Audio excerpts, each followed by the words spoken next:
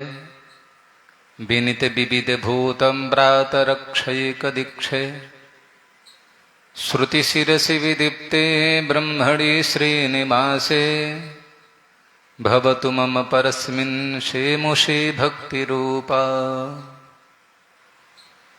अखण्डमण्डलाकारं व्याप्तं येन चराचरं तत्पदं दर्शितं येन तस्मै श्री गुरुवे नमः। बोले गुरुदेव भगवान की। श्रीमन्नारायण नारायण नारायण श्रीमन्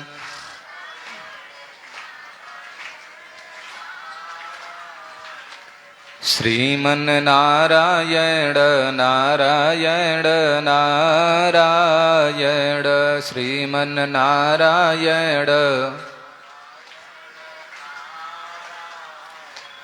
लक्ष्मी नारायण नारायण नारायण लक्ष्मी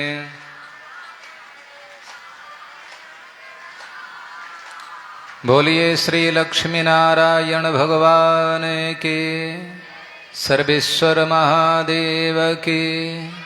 गुरुदेव भगवान की जय जय श्री राधे श्याम। अखिल कोटि ब्रह्मांड नायक अकारण करुणा वरुणालय सर्वेश्वर सर्वांतर्यामी सर्वेश्वर जगदीश्वर परमेश्वर ब्रह्मेश्वर परमात्मा श्रीमन्नारायण के युगल चरण कमलों में कोटि कोटि प्रणिपात करते हुए श्रद्धावंत भाव से भगवत कथा का रस साधन कर रहे उपस्थित विद्वत वृंद, संत वृंद, वैष्णव वृंद, भक्त वृंद तथा ग्राम सरोई व आसपास के गांव से क्षेत्र से दूर दराज से आए हुए धर्मानुरागी सज्जन वृंद, श्रद्धामयी वात्सलमयी देवियों, जिनके द्वारा बड़ी पावन चर्चा श्री मानस के माध्यम से हम अप्लावित हो रहे थे, गोता लगा रहे थे, श्रवण लाभ ले रहे थे, ऐसे श्री अभिषेक शास्त्री जी महाराज आइए। संपूर्ण सृष्टि का सृजन परमात्मा करता है, याद रखिएगा। ऐसे देखने में आया है स्वकाल शक्त्या भागवत के 10वें स्कंध में श्री शुकाचार्य महाराज लिखते हैं कि भगवान नारायण वहां पर आए हैं। गच्छ देवी ब्रजम भद्रे गोप गोभीरलम कृते। हे योग माया तुम यहां से जाओ। कहाँ जाओ भैया? ब्रज क्षेत्र में चले जाओ। वहां जाओ, वहां पर क्या करना कि यशोदा के गर्भ से तुम जन्म लेना और मैं देवकी के गर्भ से जन्म लेकर के आऊंगा। ठीक है प्रभु। आगे बहुत सी चर्चाएं हैं। तो यहां भगवान स्वकाल शक्तिया, तो यहां पर शक्ति की चर्चा विद्वानों ने अपने अपने हिसाब से किया है। लेकिन ये बात सच है कि संपूर्ण सृष्टि आज जो है परमात्मा ने रचना किया है। कभी कभी मन में प्रश्न ये आता है क्या पहले बीज है कि पहले वृक्ष है? हम लोग भी जब छोटे थे तो चर्चाएं करते थे लोग कि पहले बीज था कि वृक्ष था। तो बात ये आती कि भाई पहले तो बीज होना चाहिए। तो बीज पहले था तब वृक्ष कहाँ से आ गया? अरे वृक्ष ही नहीं था तब बीज कहाँ से आ जा? तो फिर भाई वृक्ष होना चाहिए तो वृक्ष कहाँ से जब बीज ही नहीं था? तो ये बड़ा विचित्र प्रश्न है। ऐसे ही लोग प्रश्न किया करते हैं कि परमात्मा तो निर्गुण निराकार है, ये सगुण सकार का सृजन कैसे कर सकता है? लेकिन गोस्वामी तुलसीदास जी महाराज बड़ा इसका सुंदर उत्तर दिया, स्पष्टीकरण कर दिया कि सगुण ही अगुण ही नहीं कछु भेदा। सगुण ही अगुण, जो ब्रह्म सगुण साकार है वही निर्गुण निराकार है।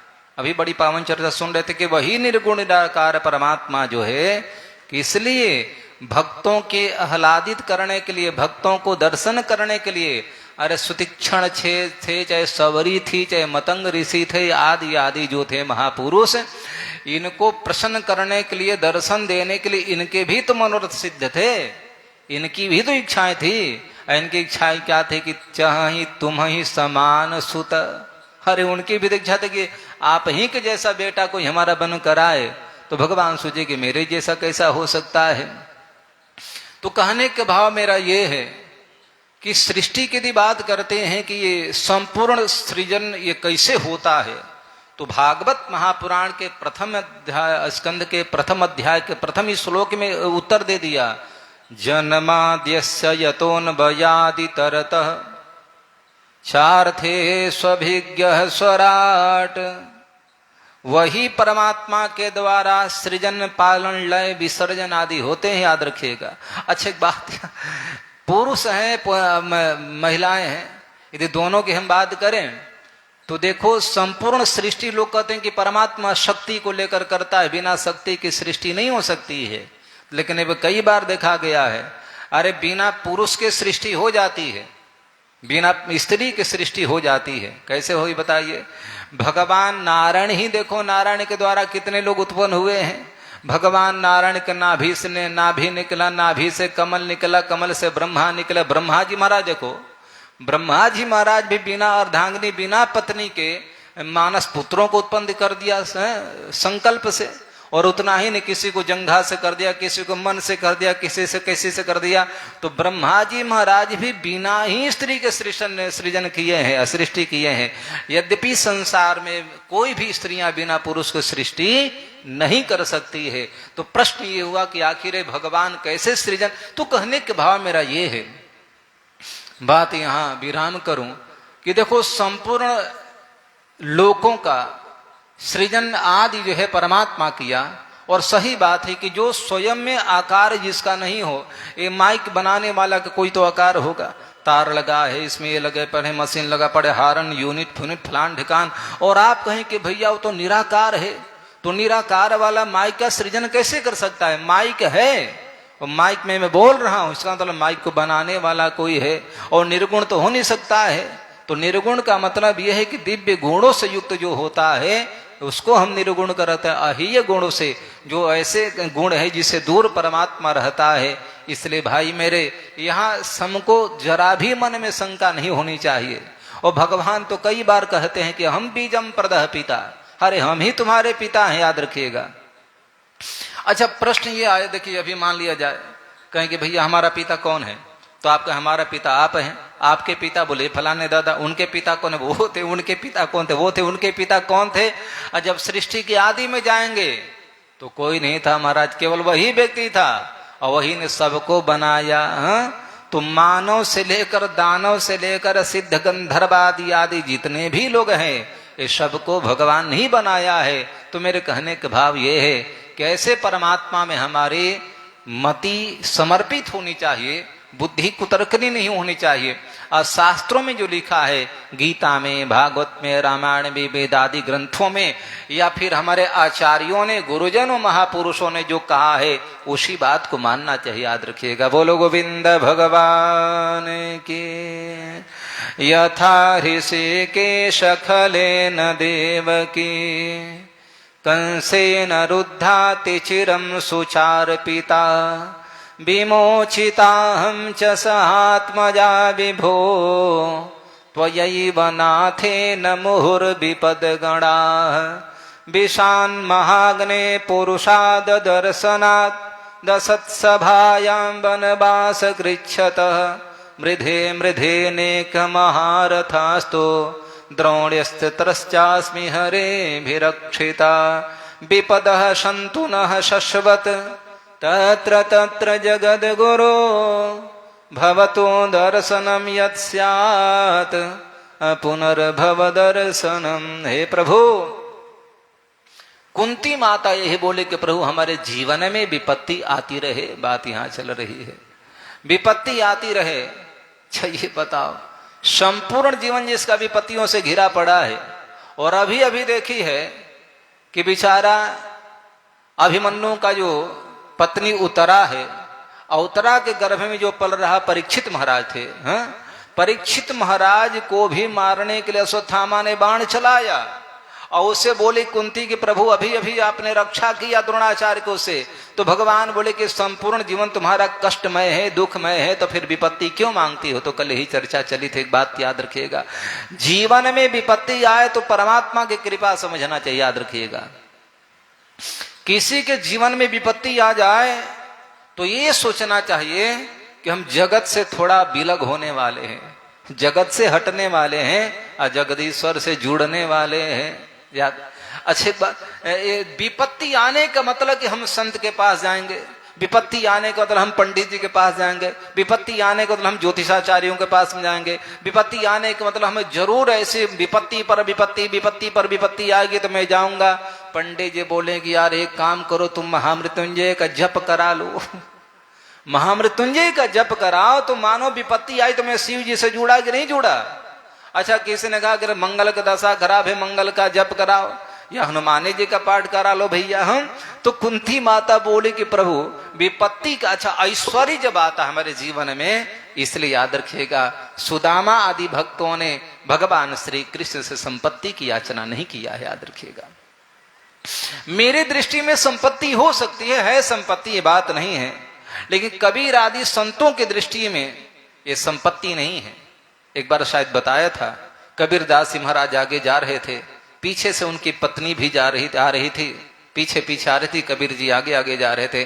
कबीर ने देखा स्वर्णाभूषण कुछ पड़ा था जमीन में, तो कबीर ने सोचा कि पत्नी की दृष्टि पड़ेगी तो इसके मन में लालच आएगी और सोचेगी सोना ले ले। अच्छा स्त्रियों को सोना से लगाव ज्यादा ही है, कुछ भोजन न मिले कोई बात नहीं, वो बीमार पड़े थे। संत कहा करते थे कि देवियां जब बीमार हो जाए तो डॉक्टर के पास मत ले जाया करो, बीमार पड़े तो सोनार के पास ले जाया करो।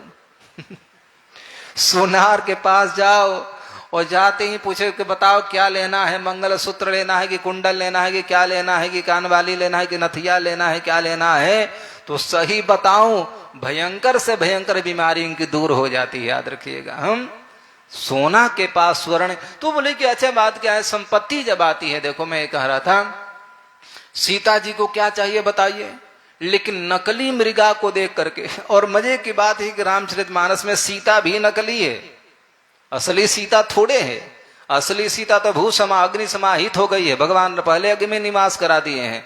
और असली महामृगा भी नहीं है, सुवर्ण मृगा है, मारीच नकली मृग बनकर आया है, तो मारीच भी नकली है, सीता भी नकली है, और वहां जो साधु बना रावण जो था वो भी नकली ही है, याद रखिएगा। इसलिए रंगमंच है ये, यहाँ जो है लीला हो रही है, नाटक हो रहा है, नाटक को समझने की बड़ी आवश्यकता है।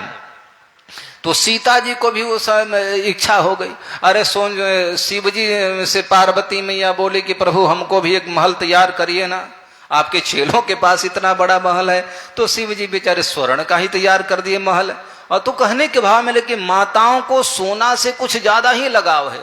ठंडी के समय में देखना, मैं शिकायत थर थर थर थर थर थर कांपती रहेंगी कि बर्थडे में फरडे में आदि विवाह शादी में जाती हैं, कांपती रहेंगी, लेकिन वो सोना दिखना चाहिए, याद रखिएगा। हम तो हमारे जीवन में देखो संपत्ति जब आती है ना, तो हम कहाँ होते हैं, भगवान से दूर होते हैं, हम ईश्वर से दूर होते हैं। और हमारे जीवन में जब मुसीबत आती है, संकट जब आता है, तो हम भगवान से जुड़ जाते हैं। तो कुंती माता बोली कि प्रभु एक बात याद रखिएगा। क्या बात बताई जाए, शबरी को पता चला, आज ये शबरी की चर्चा करते हैं, ये बहुत दूर की बात नहीं, संगम की चर्चा आती है प्रयागराज की। और एक बात याद रखिएगा, आप हो चाहे आप हो या कोई हो, यदि किसी के जीवन भक्ति आई है, धर्म के प्रति, ईश्वर के प्रति, नाम के प्रति, धाम के प्रति, प्रभु के प्रति समर्पणता है, तो उसका कुछ न कुछ तो पुण्य जरूर होता है, याद रखिएगा। बिना पुण्य के, बिना सत्कर्म के कोई इस मार्ग पर आ ही नहीं सकता है। तो आज सबरी ने क्या मांगे पता है, जन्म जन्म मुनि राम पद यह वरदान नयान। कैसे हमारे जीवन में ऐश्वर्य हो, लेकिन ऐश्वर्य का मतलब ये तो नहीं कि फिर हम भगवान से दूर हो जाएं। हमारे जीवन में धन जरूर होना चाहिए, लेकिन वो भी धन किस काम का कि जो भगवान से हमको दूर कर दे, याद रखिएगा। इसलिए भगवान से जो दूर कर दे वो संपत्ति नहीं है, भगवान से दूर कर दे वो जो है प्रॉपर्टी नहीं, भगवान से दूर कर दे परिवार नहीं, भगवान से दूर कर दे गुरु नहीं। आज गुरुओं की बाढ़ आ गई है, कहते हैं क्या बताऊं, मैं तो क्या नाम नहीं लेना, इतना बड़ा बड़ा लोग मंदिर बनाते हैं। मथुरा पहुंचेगा, जय गुरुदेव स्वामी के यहाँ कोई मूर्ति नहीं है, पता ही नहीं लगता है कि मंदिर बना है कि मस्जिद बना है कि चर्च बना है, क्या बना है। पूरे मंदिर में करोड़ों रुपया लगा होगा उस समय, कोई भी देवी देवता नहीं याद रखिएगा। ये सादा फल्ली स्वामी जी महाराज गोहे बिहार में चलते आके आपके यहाँ भी हो सकता है, होंगे मतावलंबी। इतने बढ़िया मंदिर बना है बनारस में, याद रखिएगा, उसमें कोई मूर्ति नहीं याद रखिएगा, कोई मूर्ति। गुरु जी का फोटो रख दिया और कहते हैं कि मैं तो निर्गुण निराकार को मानता हूं, तो फिर फोटो क्यों रखे हो भैया? ये आर्य समाजी, हम तो सारे आर्य समाजी हैं, आर्यावर्त का देशांतर्गत हम रोज संकल्प करते हैं। आप ही आर्य समाजी थोड़े, हम भी आर्य समाजी हैं, याद रखिएगा। लेकिन आर्य समाजी कहते कि मैं तो मूर्ति नहीं मानता हूं, पूजा नहीं करता हूं मैं, अरे भैया व्यर्थ की बात है। तो फिर दयानंद सरस्वती का फोटो क्यों रखते हैं, अन्य लोगों को फोटो क्यों रखते हैं? नहीं, आप भी मूर्ति स्वीकार करते हैं। जो इस्लाम भाई है, मुस्लिम लोग, याद रखना, जब ताजिया निकालते हैं तो ताजिया निकालते तो देखना हाथ को लेकर के वो बार बार सीने पर प्रहार करते हैं, मारते रहते हैं। वो पता नहीं जाहू से पता नहीं ऐसा करते अपनी भाषा में। तो किसी ने कहा कि इसका मतलब क्या? इसका मतलब कि वो भी भला ही इस्लाम धर्म में है, लेकिन सारा धर्म सनातन धर्म से निकला हुआ है, याद रखिएगा। सनातन धर्म में मूर्ति पूजा जो है श्रेष्ठ मानी गई है। भगवत गीता के 11वें अध्याय में भगवान श्री कृष्ण से अर्जुन ने पूछा कि हे प्रभु, एवं सतत युक्ता ये भक्ता स्वाम पर्युपासते। भैया आपके तो दो भक्त हैं, एक निर्गुण निराकार वाला है, एक सगुण सकार वाला है, दोनों में श्रेष्ठ कौन है? तब भगवान श्री कृष्ण ने कहा कि भैया भक्त तो दोनों ही ठीक है, लेकिन समीक्षा किया जाए तो उसमें हमारे सगुणोपासक भक्त विशेष श्रेष्ठ होते हैं, याद रखिएगा। तो ताजिया निकलते मैंने हृदय में परमात्मा निकलता रहता है, तो जाहू से ऐसे करते हैं, फिर हाथ को लेकर के हृदय से स्पर्श करते हैं। मतलब हमने पाषाण पूजा स्वीकार किया, मैंने मूर्ति पूजा स्वीकार किया, मैंने श्री विग्रह की पूजा को स्वीकार किया, याद रखिएगा। क्योंकि गीताकार कहते हैं हृदय से अर्जुन तिष्ठति अर्जुन, मैं परमात्मा सबके हृदय में निवास करता हूं। वेद का वाक्य कहते तिष्ठ दशांगुलम, नाभि से 10 अंगुल दूरी पर परमात्मा हृदय रूपी वेदी पर रहता है। लोग कहते हैं मैं तो मूर्ति नहीं मानता हूं। अरे क्यों व्यर्थ की बातें करते भाई? तो कहने का भाव मेरा ये है कि ऐसे गुरु को भी छोड़ देने में कोई अपराध नहीं है। जो गुरु जो है ब्रह्म से दूर कर दे, तजयो पिता प्रहलाद विभीषण बंधु भरत महतारी, गुरु बलि तजयो कंत ब्रज बनिता, भय मुद मंगलकारी। पिता तो भैया पिता होता है, मातृदेवो भव पितृदेवो भव। लेकिन मीरा के जीवन में असमंजसता आई, मीरा के जीवन में कुछ ऐसी बातें आई जो निर्णय नहीं ले पा रही थी। तो पत्र लिखा गोस्वामी तुलसी जी के पास में कि आप तो स्त्रियों से मिलते नहीं हैं, लेकिन मैं क्या करूं? न पति भजन करने देता है, न ससुर भजन कर देता है, घर को नरक बना दिया, मैं कहां जाऊं, क्या करूं? तब जाकर के गोस्वामी जी महाराज बोले कि छोड़ दो घर को, क्या करना है घर पर से। बोले कि हम ही छोड़ेंगे, लोग क्या कहेंगे, हम ही इसकी उपमा बनेंगे, हम ही कलंक लेंगे। बोले नहीं। तब गोस्वामी जी लिखे कंत ब्रज बनिता, ब्रज बनिताओं ने अपने कांत पति को छोड़ दिया, तुम ही थोड़ी छोड़ रही हो। तब मीरा जी के मन में विचार आया और मेवाड़ क्षेत्र को छोड़ दिया, राजस्थान क्षेत्र छोड़ करके, और द्वारिकाधीश की पूजा करने श्री धाम वृंदावन में कथा जानते हैं। तो मेरे कहने का भाव, तजो पिता प्रहलाद, प्रहलाद जी महाराज ने पिता को छोड़ दिया, कहां दुर्गति हुई बताइए ना। विभीषण ने रावण को छोड़ दिया, भरत ने मां को छोड़ दिया, और शुक्राचार्य को, गुरु को राजा बलि ने छोड़ दिया, कहीं दुर्गति नहीं हुई। कहने का मतलब ये है गुरु गोविंद दोनों खड़े, का को लागू पाए जब बात आती है तो भाई मेरे, इसका अर्थ ही नहीं है कि फिर हम ईश्वर को छोड़ दें और गुरु जी को प्रणाम करें। ये तो वही बात है, गुरु ने मार्ग बताया और गुरु ने मंत्र दिया और चेला जप करने लगा। जप करते करते करते करते भगवान दर्शन दिए, लेकिन भगवान दर्शन दिए और शिष्य जो है जाकर गुरु जी को प्रणाम करने लगा। बलिहारी गुरु आपने जो गोविंद यो मिलाए, तो शिष्य जाकर गुरु को प्रणाम कर रहा था, गुरुदेव ने पकड़ लिया, हृदय से लगाया, बेटा अब हमको नहीं, अब प्रणाम करना है तो इनको प्रणाम करो। मैं तो पथ प्रदर्शक था, मैं तो मार्गदर्शक था, मैं तो रास्ता दिखाने वाला था, अब तो लक्ष्य की प्राप्ति हो गई, इसलिए तुम इनको प्रणाम करो। इसलिए याद रखिएगा, आज मुनि श्राप जो दीन्हा, अति भल कीन्हा, परम अनुग्रह मैं माना। कौन? अहिल्या। अहिल्या के जीवन में ही स्थिति आई। राम जी खड़े हैं चरण कमल रज चाहती, कृपा करो रघुवीर। विश्वामित्र से पूछे राम जी की भैया ये कौन है? पक्षी तक नहीं है, कोई जीव जंतु तक नहीं है, वृक्ष भी मुख पड़े हुए हैं। प्रभु ये कौन सी स्त्री है, किसका विग्रह है? विश्वामित्र जी महाराज बताए सारी बात को। बोले कि देखो राघव एक काम करो, चरण रज दे दो। मैं राम जी बोले कि प्रभु मैं रघुवंशी हूँ, मैं क्षत्रिय हूँ, क्षत्रिय होकर के ऋषि पत्नी के ऊपर मैं चरण कैसे रखूंगा? आप क्या बात करते हैं? विश्वामित्र बोले कि राम यदि तुम्हारे चरण रखने से, यदि चरण रज से किसी का उद्धार हो जाए तो फिर इसमें तुमको तो उद्धार करने के लिए आए हो। राम जी ने कृपा किया, चरण रज जाकर पड़ गया। और चरण रज पड़ा तो बेचारे पाषाण की स्थिति में पड़ी हुई अहिल्या जो है, सर्दी गर्मी सहती हुई अहिल्या सर्दी बरसात सहती हुई, और आज प्राण आया। प्राण तो था ही, लेकिन बाचा जो रुकी हुई थी आज वाणी खुल गई और लगी प्रणाम करने। किसको प्रणाम कर रही है? राम जी को नहीं प्रणाम किया। बोले किसको प्रणाम कर रही? बोले पतिदेव को प्रणाम किया। किसी ने कहा कि पतिदेव को प्रणाम क्यों किया? बोले पतिदेव को प्रणाम इसलिए कर रही, पता है, ताकि जिस पति ने श्राप दिया है, श्राप के कारण परमेश्वर मिल गए। याद रखिएगा। देवर्षि नारद जी महाराज को नलको बरमणि ग्रीवामिति ख्यान श्रुतान्वितो, नलको बरमणि ग्रीव को देवर्षि नारद ने श्राप दिया, लेकिन नलको बरमणि ग्रीव उनको ही प्रणाम किया। मेरे कहने का भाव ये है कि हम गुरु को वंदन करें, गुरु को प्रणाम करें, गुरु को नमस्कार करें, गुरु को, लेकिन गुरु एक वो होता है जो स्वयं को आगे करके भगवान को पीछे कर देता है। ये गुरु का लक्षण नहीं हो सकता है। गो शब्दस्तंधकार स्यात्, रू शब्दस्तन निरोधक, अंधकार निरोधित्वाद गुरु रीत्य विधीयते। तो रू शब्द प्रकाशक का मतलब कि जो परमात्मा के चरणों की ओर, भगवान की ओर जो निकल ले जाए उसका नाम गुरु होता है। ये न कि संसार भव सागर में डुबकी लगाते रह के लाओ चेला दक्षिणा लाओ चेला, ये इसका मतलब थोड़ी होता है।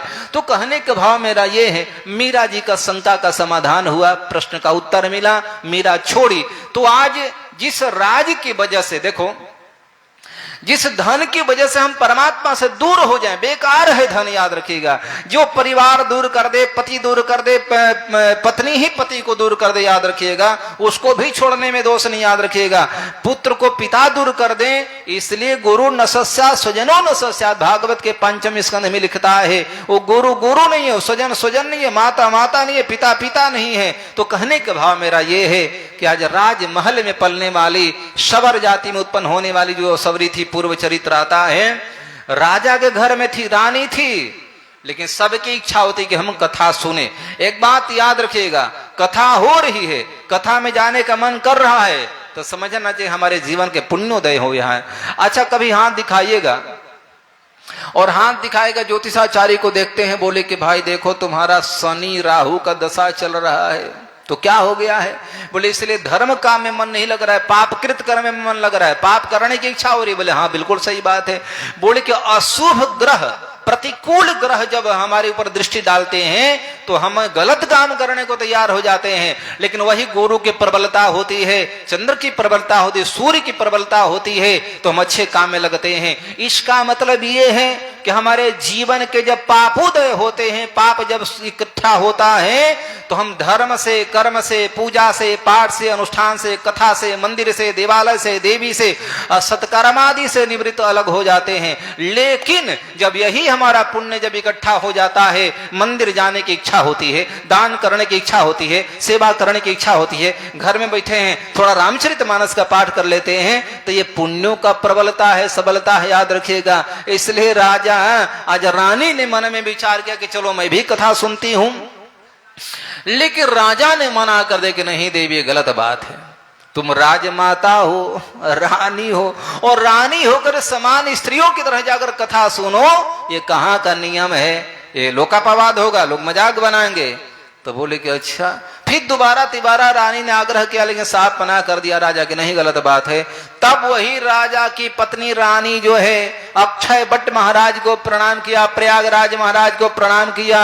बोले हे प्रयागराज जी महाराज, मैं प्रणाम करती हूँ, हमारे अपराध को क्षमा करना याद रखिएगा। हे अक्षय वट जी महाराज, मैं एक जघन्य पाप करने जा रही हूँ, याद रखिएगा। इस संसार में सबसे बड़ा यदि कोई पाप है तो कौन सा पाप है? आत्महत्या करना, याद रखिएगा। आत्महत्या से दूसरा कोई पाप नहीं है। इसलिए मैं कहता हूं भीख मांग लेना, मजदूरी कर लेना, नौकरी कर लेना, और कुछ कर देना, याद रखना, लेकिन कभी भी आत्महत्या नहीं करना चाहिए। दुर्भाग्य है, लोग पढ़ते हैं और आज बड़े बड़े, हम तो कई जगह देखे कि आईजी, डीआईजी, दरोगा आत्महत्या कर लिया, पुलिस में भर्ती, यार प्रधानाचार्य से रिटायर, और पता चला पत्नी से झगड़ा, बहुएं कुछ बोली, सल्फास खा के मर गया। अरे हद हो गई यार, तुम 5 विषय से आचार्य किए हो, पीएचडी किए हो, तुम प्रधानाचार्य रहे हो, और फिर एक सामान्य बातों पर आकर आत्महत्या कर, कैसी शिक्षा है? याद रखिएगा, ये शिक्षा का मतलब ये नहीं होता है, याद रखिएगा। विषम से विषम परिस्थिति हमारे जीवन में आ जाए, फिर भी हम अपने जीवन के कोई कभी भी आत्मदाह और आत्महत्या न करें, याद रखिएगा। आत्महत्या से बड़ा कोई संसार में पाप नहीं होता है। लेकिन आज रानी बोले कि प्रभु, हे संगम महाराज, हे प्रयाग महाराजा, हे गंगा मैया, हे सरस्वती मैया, मैं जानबूझ करके पाप कर रही हूं। बोले क्यों? धिक्कार है ऐसे राजपना का, धिक्कार है ऐसे रानीपना का, याद रखिएगा। इसलिए भगवान करें हमारा राजकुल में जन्म न हो, कोई बात नहीं, हमारा विपन्न घर में, गरीब घर में जन्म हो, लेकिन मैं वहां सत्संग से, आराधना से, भजन से जुड़े रहें। और आज रानी जाकर के मध्य रात्रि 12 बजे जो है संगम में प्रवेश कर गई, त्रिवेणी में प्रवेश कर गई, और राजा बेचारा व्याकुल हुआ। प्रातः काल देखा, लेकिन मरते समय ही प्रार्थना किया, प्रभु मैं किसी भी जो योनि में जाऊं, कोई भी शरीर में जाऊं, प्रभु आपके चरणों से भी लगन हो, याद रखिएगा। तो फिर गीताकार कहते हैं, यम यम वापि स्मरं भावम त्यजन्त्यन्ते कलेवरम तम तम नियममास्थाय प्रकृतिया नियता स्वया। जो जिसका स्मरण करके, जिसका चिंतन करके शरीर को छोड़ता है, तम तम नियम आस्थाय, वो व्यक्ति उसी को प्राप्त करता है, याद रखिएगा। पुरुष को सावधान होना चाहिए, मरते समय स्त्री का चिंतन नहीं होना चाहिए। अब मरते समय स्त्री का चिंतन हो गया तो मर करके स्त्री बनना पड़ेगा, याद रखिएगा। स्त्री जो होती है पुरुष का चिंतन करके मरती है तो पुरुष बन जाती है, याद रखना, पुरुष बन जाती है स्त्री। तो कहने का भाव मेरा ये है कि स्मरण अंते या मति सा गति, अंतिम जैसे मति होती है वैसी गति होती है। तो आज जो है रानी के मन में विचार आया, धिक्कार है राजपना का, शरीर छोड़ दिया। और शरीर छोड़ा तब के राजमहल में नहीं, शबर जाति में उत्पन्न हो गई, भील जाति में उत्पन्न हो गई, भीलनी नाम पड़ेगा, याद रखिएगा। भीलनी कोई समान स्त्री नहीं है, जिसके यहाँ स्वयं ब्रह्म परमात्मा नारायण सबरी देखे राम गृह आए। सब बड़े बड़े अमलात्मा, बड़े बड़े वेदज्ञ, देवज्ञ, ब्राह्मण बैठे रहते थे। जिस सवरी को वो सरोवर को मना कर दे कि तुम्हारे स्पर्श करने से पंपा सरोवर का जल शुद्ध हो गया, कीड़े पड़ गए, लेकिन उस सवरी के यहाँ भगवान श्री राम पहुंचे, याद रखिएगा। संसार वाले आपको पहचाने न पहचाने कोई बात नहीं, संसार तो मरने के बाद में पहचानता है, याद रखिएगा। राम के जाने के बाद में संसार ने पहचान पाया। मुनो तनयो सीता भर्त्रा विवासिता ध्यायन्ती राम चरणों विवरम प्रवेश। माता सीता को लोगों ने नहीं पहचान पाया, फिर आजकल के लोगों क्या पहचान पाएंगे, आज की स्त्रियों क्या पहचान पाएंगे। राम को किसी ने नहीं पहचान पाया, फिर और क्या पहचान पाएंगे। आज सीता माता दुखित हो गई। कई बार परीक्षा दिया जाए, भैया लंका में परीक्षा दिया गया, यहाँ परीक्षा दिया जाए, कल यज्ञ हो रहा उसमें परीक्षा दिया जाए। तब भूमि माता से प्रार्थना की, हे माता अब संसार में दुख सहा नहीं जाता है, इसलिए अपने पुत्रों को क्या किया, मनोनिक्षिप्त तनयौ, लव कुश को दोनों को महर्षि विषय, किसको बोलो, गोविंद भगवान की, अपने गुरुदेव भगवान को अर्पण कर दिया। और करके के विवरम प्रविवेश, हे धरती माता तुम फट जाओ। अब वाल्मीकि को पुत्रों को देने के बाद में धरती फट जाती है।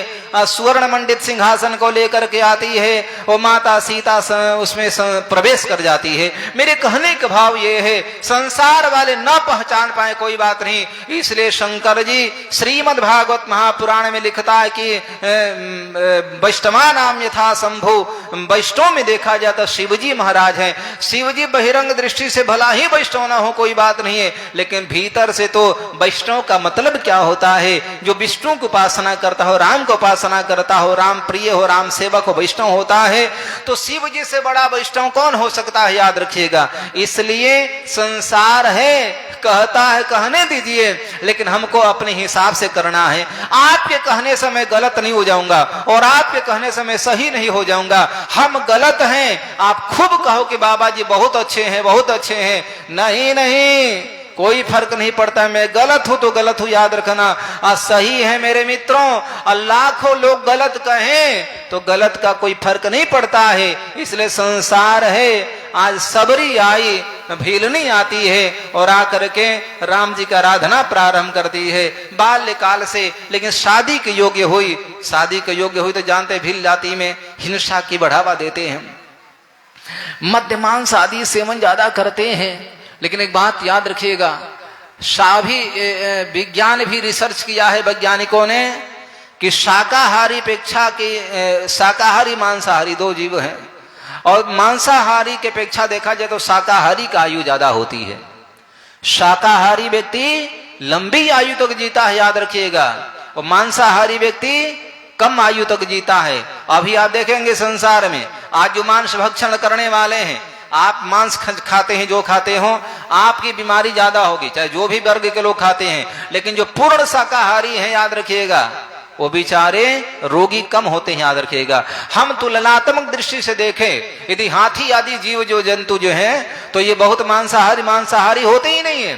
लेकिन हाथी को छोड़ दिया जाए स्वतंत्र रूप से जीने के लिए तो 400 वर्ष की आयु होती है हाथी का, याद रखिएगा। लेकिन शेर की आयु कितनी होती है? याद रखिएगा, मांस खाकर शेर तुरंत ही मर जाता है। तो कहने का भाव मेरा ये है, हमको तो लगता है मांस खा करके, अंडा खा करके, दूसरे का रक्त पी करके राम राम राम हम शरीर से बलिष्ठवान हो जाएंगे। नहीं नहीं, जो ताकत, जो बल, जो तुम्हारी वृद्धि शाकाहार करने से होगा, वो बुद्धि की कुशाग्रता, बुद्धि की परखता, बुद्धि का ओजता और शरीर को ओजता तुम्हारे मांस भक्षण से नहीं हो सकता है। इसलिए आज के लोग अब मांस से रुचि कम हटा करके पूर्ण शाकाहार खाने के प्रयास करते हैं। तो आज सबरी की शादी थी और कैसे बर्थडे हमारे यहाँ होता है, तो कितने लोग तो बर्थडे में और जो जन्मदिन होता है उसमें कहा जाए, चाहे सालगिरह होता है उसमें देख कितने बकरे फकरे कटवा देते हैं। राम राम राम राम, कितने दिन जीना है, क्यों पाप बटोर रहे हो? हमारा काम है कहना, मानो मत मानो। इसलिए शबरी को जो पता चला कि भाई मेरे, देखी तो माँ स्नान करा करके बाल सुलझा रही थी, बाल झाड़ रही थी, श्रृंगार कर रही थी। शबरी बोली कि माँ क्या कर रही हो, ये हमारी बाल क्यों सुलझा रही हो? शबरी की माँ बोली कि बेटिया कल तुम्हारी शादी होने वाली है ना, कल बाराती लोग आएंगे, फिर अपनी बेटी को मैं विदाई करूंगी और फिर तुमको दूसरे घर में जाना है, ससुराल में जाना है। बोले क्या, मैं वहां क्या करूंगी? बेचारी बच्ची ही थी। शबरी को सारी बात माँ बताई, लेकिन सबली की देखो, इसलिए तो पिंजड़े में इस जो है घर में पशुओं को बंद करके रखा गया है। ये जितने बाराती आएंगे, तुम्हारे दूल्हा राजा वगैरह आएंगे, सबको जो है इन पशुओं की हत्या करके मांस को पकाकर खिलाया जाएगा। जब इतनी बात हुई, सबरी के मन में वेदना आई, कष्ट अंदर से जागृत हुआ। बोले कि राम राम राम, हमारी शादी की वजह से इतने जीवों की हत्या हो जाए, इसलिए मैं शादी नहीं करूंगी। माँ के गोद से भागी गई, बालों को सुलझा नहीं पाई थी माँ, और पिंजरे खोल दिया, गेट खोल दिया, सारे पक्षी आकाश में उड़ गए। जो भागने वाले थे बेचारे जमीन पर भाग गए। भागते हुए पक्षियों ने, भागते हुए पशुओं ने आशीर्वाद दिया, अरे शबरी मैं तुमको आशीर्वाद दे रहा हूं, आज तूने मेरे को मुक्त किया है, इस पिंजरे से मुक्त किया है, इस बंधन से मुक्त किया है। मैं पशु पक्षी मिल करके तुमको आशीर्वाद देता हूं कि जाओ, भगवान तुमको एक दिन मुक्त कर देंगे। और वही पशुओं के आशीर्वाद से, याद रखिएगा, शबरी का जीवन मुक्त हो गया। पशु पशु भी सराप देते हैं, पशु भी आशीर्वाद देते हैं। पुरंजनोपाख्यान की जब बात आती है यहाँ पर देखिएगा तो कितने यज्ञ किया बेचारा, लेकिन यज्ञों में जो है पशुओं की हत्या किया था, वही पशु मांस खाने के लिए तैयार थे उसका। तब जाकर के नारद जी महाराज ने समझाया, तब जाकर के यज्ञ बंद किया। तो कहने के भाव मेरा ये है, उसी समय शबरी जो है घर का परित्याग करके और महर्षि मातंग के पास में चली गई और संपूर्ण जीवन जाकर वहां पर काटी। तो कहने के भाव मेरा ये है, वो धन कैसा, वो पद कैसा, वो बल कैसा, वो ऐश्वर्य कैसा, वो परिवार कैसा, जिसने हमको परमात्मा से दूर कर दे। इसलिए कुंती माता बोली कि हे प्रभु, हमारे जीवन में बार बार विपत्ति आती रहे। विपत्ति जब आती है तो परमात्मा से संयोग कराती है, जीवन में संपत्ति जब आती है तो क्या पता है भोगों से संयोग कराती है। इसलिए हमको भोगी नहीं बनना है। गीता कृष्ण ने कहा, तस्मात् योगी भव अर्जुन, अर्जुन तुमको योगी बनना है, तुम श्रेष्ठ बनो, तुम गुणातीत हो जाओ, सत्व रज तम से ऊपर उठो। अरे क्या बार बार ही तमाशाबाजी चलता रहेगा। एक बार पढ़ाई कर लिए, एक हमारे मिश्र जी थे बेचारे परम पद कर गए, दिवंगत हो गए। तो बोले कि स्वामी जी, कभी कभी हंसकर कहा करते थे, स्वामी जी एक बात बताऊं। बोले क्या? बोले कि मैं क्लास के वो विद्यार्थी हूं कि मैंने कभी विद्यालय छोड़ा ही नहीं। तो मैंने सोचा कि यार ऐसा हो सकता है कि रोज क्लास जाते होंगे, रोज पढ़ते होंगे। बोले कि सारे लोग पढ़ के निकल गए लेकिन हम नहीं निकले। बोले क्यों? बोले कारण कि हम किसी भी क्लास में पास ही नहीं हुए, जिस भी क्लास में जाते थे फेल ही होते थे। तो मैंने क्लास ही नहीं छोड़ा। मैंने पूरे संपूर्ण जीवन की क्लास कहा जाए, स्कूल कहा जाए, मैं प्राइमरी में ही रह गया। तो कहने के भाव में ये प्राइमरी श्रेणियां हैं। कब तक हम आएंगे इस संसार में? पढ़ने लिखने के आए, योग्य बनने के लिए आए, परमात्मा को प्राप्ति करने के लिए आए हैं। जीवन की परीक्षा है। सबई पुंसाम परो धर्मो यतो भक्ति रथोक्षजे अहितु क्या प्रतिहता ययात्मा संप्रसीदति। जीवन का लक्ष्य ये है ना। इसलिए कुंती बोले कि प्रभु परो धर्मो यतो भक्ति रथोक्षजे, अधोक्षज भगवान श्री नारायण के चरणों में प्रेम हो जाए, यही मनुष्य जीवन का धर्म है। याद रखिए, नास्ये नार्थो यस्येह कर्म भी, न कि केवल काम धाम करने के लिए मिला है। याद रखना। अरे काम तो गधे भी करते हैं। तो इसका मतलब हम काम छोड़ दे नहीं, हम काम करें जरूर, लेकिन काम करते करते भी ध्यान रखें कि हमको छोड़कर जाना है।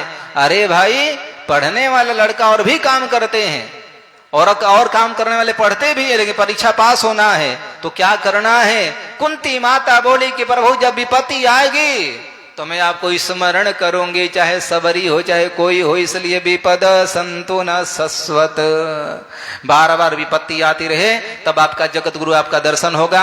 और आपका जब दर्शन होगा तो फिर पुनर्भव दर्शनम क्या कहा जाए। लोग कहते हैं, ये निर्गुण निराकारवादी कहा करते हैं कि क्या यार मूर्ति पूजा करते हो। अरे भले आदमी, पता नहीं कहां बुद्धि सड़ गई है। किसको निर्गुण निराकार कह रहे हो? किसको? कृष्णात् परम किमपि तत्वम हम न जाने। याद रखिएगा। अरे जिन भजन को करने से, ध्यान को करने से, कथा को सुनने से हमारी मति धीरे धीरे परमात्मा में लगने लगे, उसको हम क्या कहें? आराधना नहीं करेंगे तो क्या कहें? हम कथा सुन रहे हैं, अब कथा सुनने के बाद में पूर्ण समर्पणता आ जाए, पूर्ण जो है भगवान में निष्ठा हो जाए, भगवान में मन लग जाए, तो यही तो भगवान की पूजा है। अब फिर बहुत ध्यान करने के बाद में, नेत्र बंद करने के बाद में, आंख बंद करने के बाद में हमारा भगवान से मन अलग हो जाए, तो फिर वो ध्यान कैसे भाई? इसलिए याद रखिएगा, कुंती माता बोली कि प्रभु आपके दर्शन होता रहे, यही हमारे जीवन का सबसे बड़ा सुख है। याद रखिएगा। मधुसूदन सरस्वती बिचारे निर्गुण निराकार को मानने वाले, ब्रह्म को मानने वाले, याद रखिएगा, बड़े उच्च कोटि के विद्वान थे, काशी में निवास किया करते थे और बड़े अच्छे पंडित थे, शास्त्रज्ञ थे, और हाँ लगभग लोगों को पराजित भी कर देते थे, हरा देते थे शास्त्रार्थ में। लेकिन एक दिन क्या हुआ, बेचारे भ्रमा शास्त्रार्थ में होने के बाद जब अगला पक्ष हार जाता था, विपक्ष, तो प्रसन्न भी होते थे। काशी में उच्च कोटि के विद्वान मधुसूदन शास्त्री, लेकिन सरस्वती, लेकिन हुआ कि वृंदावन पहुंच गए बेचारे। अब वृंदावन जब गए तो वहां बेचारे के वैष्णव ने प्रश्न कर दिया, संत ने प्रश्न किया, महाराज हे सार्वभौम जी, हे सर्वज्ञ जी महाराज, वो सब कुछ जानते ही थे। एक बात कहूं? बोले बोलिए। बोले आप तो उच्च कोटि के विद्वान हैं। बोले कि हाँ है, बिल्कुल सही है। अच्छा एक बात कहूं, आप शास्त्रार्थ करते हैं तो आनंद आता है कि नहीं? बोले खूब आनंद आता है। अच्छा एक बात पूछूं, जब शास्त्रार्थ करते हैं और आप लोगों को पराजित कर देते हैं, हरा देते हैं, तो खुशी होती है, प्रसन्नता होती है कि नहीं? बोले कि बिल्कुल होना चाहिए। अरे अगले को हरा दिया तो हमको प्रसन्नता होनी भी चाहिए। तो बोले कि आप तो कहते कि सर्वम खलविदम ब्रह्मन, ब्रह्मम सर्वम खलविदम ब्रह्मन, ये सारे में ब्रह्म है, याद रखिएगा, सब में परमात्मा है। तो सरस्वती जी, मधुसूदन जी, आपसे मैं पूछना चाहता हूं, आप में भी परमात्मा है, उस अगले व्यक्ति में भी परमात्मा है, तो आप अपने भीतर के परमात्मा को रखने के लिए और सामने वाले को, आत्मा को दुखित करते हैं, तो क्या उसको दुख नहीं होता है? इसका मतलब कि अपने ब्रह्म को प्रसन्नता करने के लिए सामने वाले को जो हृदय में ब्रह्म है उसको आप दुखित नहीं करते हैं क्या? राम राम राम, ये बात जो है क्रांति ला दिया। मधुसूदन के दिमाग घूम गया, सही बात है। मेरे पास योग्यता है तो इसका मतलब थोड़ी कि मैं किसी अयोग्य व्यक्ति को पास करूं। मैं बहुत जानकार हूं, अच्छी बात है। इसका मतलब नहीं कि हम किसी अनपढ़ व्यक्ति को, नहीं पढ़े लिखे को मैं मजाक बनाऊं, नहीं। उसी दिन से मधुसूदन सरस्वती शास्त्रार्थ करना बिल्कुल बंद कर दिए। सही बात है। अब मैं किसी के साथ शास्त्रार्थ नहीं करूंगा। मैं करता हूं तो अगला व्यक्ति हारता है तो दुख तो होता है, फिर क्या मतलब? इसलिए याद रखिएगा, विद्या विनय संपन्ने ब्राह्मणे गविहस्तिनी सुनि चैवस्य पाके च पंडिता समदर्शिन। पंडित का तो मतलब ये होता है विद्या ददाति विनयम, विद्या तो विनयता को प्रदान, विनम्रता को प्रदान करती है। और आज वही सरस्वती बिचारे मधुसूदन जी घूमते घूमते बांके बिहारी के पास चले गए। दर्शन किए होंगे, देखे बिचारे दिव्य छटा में हाथ में बांसुरी लिए हुए और आदि आदि जो है सब देखे, मन रम गया। अरे कोई सामान्य है क्या? लोग कहते हैं कि पूजा पूजा, किसकी पूजा? मास्थिता जनकादय, जनक जी महाराज निर्गुण निराकार को मानने वाले, जब सामने सगुण सकार राम गए तो विश्वामित्र से पूछे प्रभु ये है कौन, आप बताइए। मन डोल गया, कहीं ऐसा तो नहीं वही है, निर्गुण निराकार ही है। तब विश्वामित्र जी महाराज ने परिचय दिया। तो आज मधुसूदन सरस्वती भी बेचारे घूम गए और क्या किए बता है? रात दिन जब फिर वृंदावन से गए, काशी में आए, कृष्ण कृष्ण कृष्ण कृष्ण कृष्ण कृष्ण। लोगों ने कहा गुरु जी आप स्वस्थ तो हैं? मधुसूदन जी बोले कि तो क्या मैं बीमार दिख रहा हूं क्या तुम लोगों को? छेले कहे कि गुरु जी लगता है मानसिक स्थिति आपका ठीक नहीं है, संतुलित नहीं है, संतुलन में नहीं है, कुछ गड़बड़ हो रहा है। बोले क्या गड़बड़ हो रहा है बताओ? बोले कि आप ये कहां से कृष्ण कृष्ण कृष्ण रटने लगे, कुछ बीमार नहीं है क्या? बोले कि अभी तक मैं बीमार था लेकिन अब मैं स्वस्थ हुआ हूं, याद रखना। इतना दिन बीमारी में हमने निकाल दिया, लेकिन आज पता चला औषधि क्या है और स्वस्थता का लक्षण क्या है। मेरे मित्रों, ये बीमारी नहीं है, मैं स्वस्थ हो गया हूं, इसलिए कृष्ण का स्मरण। बोले आप तो निर्गुण ब्रह्म को मानने वाले। तब बोले कि अच्छा एक बात कहूं, बड़ी सभा की गई काशी में और आज पूछा गया कि परम तत्व क्या है, तो इनसे बड़ा विद्वान कौन हो सकता है? तब जाकर के मधुसूदन सरस्वती ने कहा कृष्णात् परम किमपि तत्त्वमहं न जाने, कृष्णात् परम, कृष्ण से परे कोई तत्व ही नहीं है। परम तत्व यदि कोई है तो श्री कृष्ण है, याद रखिएगा। इसलिए तो व्यास जी महाराज ने लिख दिया कि भैया स्वयं का एस नारायण श्रीमान, ये साक्षात नारायण ते चां सकला पुंस कृष्णस्तु भगवान स्वयं। ये समस्त कलाओं से युक्त श्री कृष्ण जो है पूर्ण ब्रह्म है, याद रखिएगा, पूर्ण परमात्मा है, याद रखिएगा। तो भी सरस्वती जी महाराज मधुसूदन जी बोले क्या बताएं? तो आज लोग आश्चर्य किए। भगवत गीताकार भगवान श्री कृष्ण जो है कहते हैं, शंकराचार्य स्वामी जी महाराज भी लिखे लास्ट में, भगवत गीता किंचित धीता गंगा जल्लव कणिका पीता। याद रखिएगा, अपना कल्याण चाहते हो भगवत गीता का पाठ किया करो, भगवत गीता सुना करो, भगवत गीता का अध्ययन किया करो, भगवत गीता का प्रचार किया करो। एक बात याद रखिएगा, केवल पूजा वही नहीं कि घर में बैठ करके माला फेर रहे हैं, भागवत कथा करना भी पूजा है, याद रखिएगा। भागवत कथा सुनना भी पूजा है, भागवत का प्रचार करना भी पूजा है, भागवत को दान देना भी पूजा है, अब भागवत का स्वाध्याय करना भी पूजा है। तेने यम बांगमयी मूर्ति प्रत्यक्षा हरिवर्तते, ये साक्षात भगवान का श्री विग्रह कहा जाता है। इसलिए भाई मेरे क्या बताएं, कहने के भाव बस मेरा यही है। कुंती बोली कि प्रभु जीवन का जो परम तत्व है, परम लक्ष्य है श्री कृष्ण, और आज जो श्री कृष्ण हमारे सामने खड़े हैं, इससे बड़ा सुखदाई, इससे बड़ा आनंददायी और समय कौन हो सकता है।